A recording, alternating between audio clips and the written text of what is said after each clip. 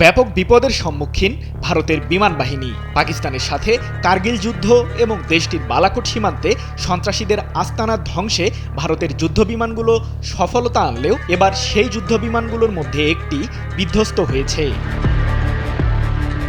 Mirage 2000 মডেলের যুদ্ধবিমানগুলো 1984 সালে ফ্রান্সের কাছ থেকে কেনে ভারত। সে সময় ফ্রান্সের ডাসল্ট এভিয়েশন মিরেজ 2000 মডেলের প্রায় 6000 যুদ্ধবিমান তৈরি করে, যার মধ্যে ভারতসহ 8টি দেশকে 50% যুদ্ধবিমান সরবরাহ করে ফ্রান্সের বিমান বাহিনী।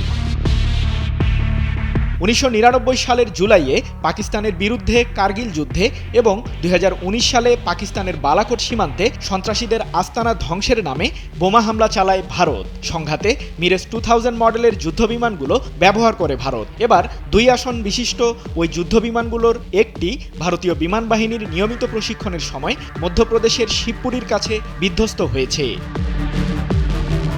প্রশিক্ষণের সময় বিমানটিতে 2 জন পাইলট অবস্থান করছিলেন। মিরেজ 2000 মডেলের যুদ্ধবিমানটি যান্ত্রিক ত্রুটির কারণে উড্ডয়নের কিছুক্ষণ পরই মাটিতে লুটিয়ে পড়ে বলে প্রাথমিক তদন্তে নিশ্চিত করেছে ভারতের বিমান বাহিনী। বিধ্বস্ত হওয়ার সাথে সাথেই বিমানটিতে আগুন লেগে যায়। তবে এই দুর্ঘটনায় কোনো হতাহত হয়নি বলে 6 ফেব্রুয়ারি এক প্রতিবেদনে বিষয়টি নিশ্চিত করেছে ভারতীয় সংবাদ মাধ্যম এনডিটিভি। এরই মধ্যে দুর্ঘটনার কারণ অনুসন্ধানে একটি তদন্ত কমিটি গঠন করেছে দেশটির বিমান বাহিনী। এখন এমনই ফুরফুরে মনে থাকবে সবাই। বসুন্ধরা টয়লেট্রিজ, ফুরফুরে মন সারাক্ষণ।